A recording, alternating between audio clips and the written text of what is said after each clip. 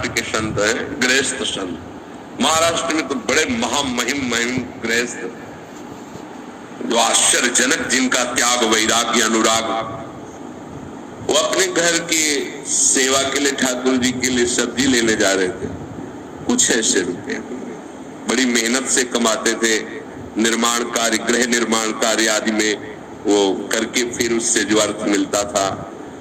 देखा है बहुत बड़े बड़े ऐसे केले रखे हुए थे, देखते ही मन में आया कि ये केले विठ्ठल भगवान को बहुत अच्छे लगेंगे। सब्जी नहीं ली, उसके केले ले ली। मंदिर में अंदर प्रवेश का तो अधिकार था नहीं, दरवाजे पर खड़े हुए आवाज लगाई कि एक केले का भोग लगा दीजिए विठ्ठल भगवान को। भगवान की बड़ी विचित्र लीला होती है। कुछ पार्षदों ने, निजी सेवकों ने उनको धक्का मार करके बाहर किया। बोले तुम क्या समझते हो, 2-4 बार नाम ले लिया तो इतने बड़े भक्त हो जाओगे कि तुम्हारे हाथ का छुआ हुआ भगवान भोग पालेंगे। उनको ऐसा कुछ इस बात से बुरा नहीं लगा कि ऐसा, एकांत में जाके प्रभु से बात करने लगे कि मेरा अपमान हुआ इस बात का, मुझे कोई दुख नहीं, लेकिन आपने ऐसा क्यों किया। हमारे हृदय में प्रेरणा थी और फल देख करके मेरे मन में आया कि आप पाना चाहते हैं, आपके लिए ले गए। तो मुझे ऐसी जगह पैदा ही क्यों किया जो आपको पसंद नहीं सेवा। आप तो सब कुछ कर सकते थे ना, फिर आप चलो, फिर आपने चाह क्यों प्रकट की। ठीक है, यदि आप ऐसा है तो फिर इस शरीर को रख के क्या करेंगे, क्योंकि ये शरीर आपकी सेवा की होगी नहीं ना। आज से अन्न जल बंद और इस शरीर का हम त्याग कर देंगे। जब तक आपकी सेवा की योग्य मैं नहीं होऊंगा तो क्या इस शरीर को रख के करें। दरवाजा अपना बंद कर लिया और निश्चय कर लिया कि ना जल ना अन्न इस शरीर में नहीं डालेंगे। तो छोटा सा कर्म है, भगवत प्रीत्यर्थ।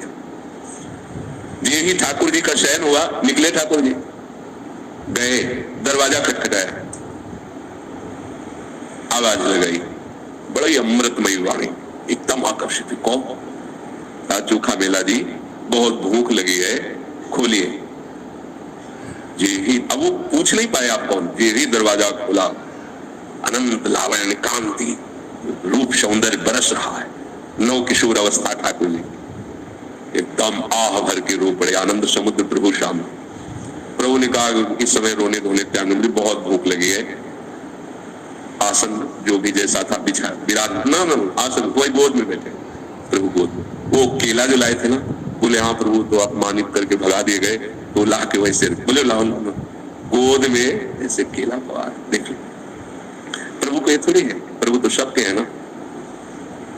प्रभु ने कहा, बोले आज जो स्वाद मिल रहा है वह मंदिर में भोग लगता है ना, ऐसा स्वाद हमें नहीं मिलता।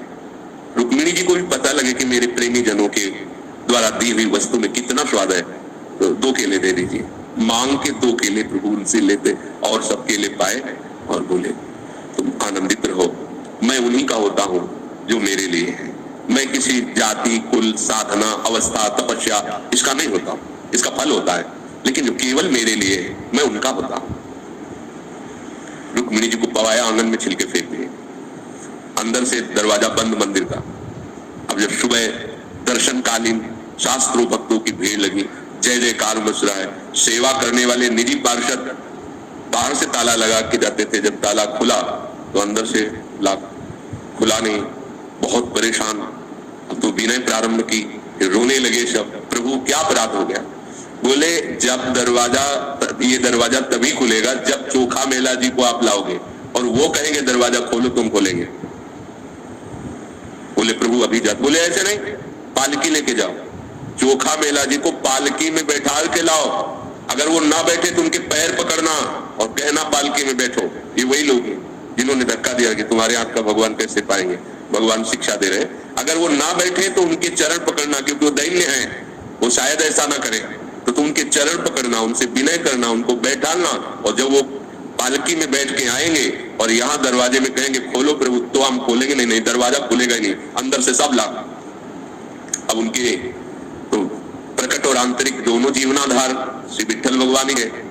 पालकी ली, भागे भागे। आप सब आश्चर्यचकित हो रहे कि कल कल मंदिर के दरवाजे से जिन्हें धक्का दिया गया था, आज उन्हें पालकी में बैठा ले। वही पार्षद चोखा मेला जी तो साष्टांग लौट गए भगवान महिषियों के कहा, तो वो फिर चरण पकड़ रहे कि अब आप छुपे मत, सब जान गए कि आप किस कोटि के महान भक्त। आप जबरदस्ती उनको पालकी में बैठाया, जय जयकार करते हुए लाए, मंदिर में जब आए तो आंसू बहाते चोखा मिला कि प्रभु बस करो अब तो खोल दो।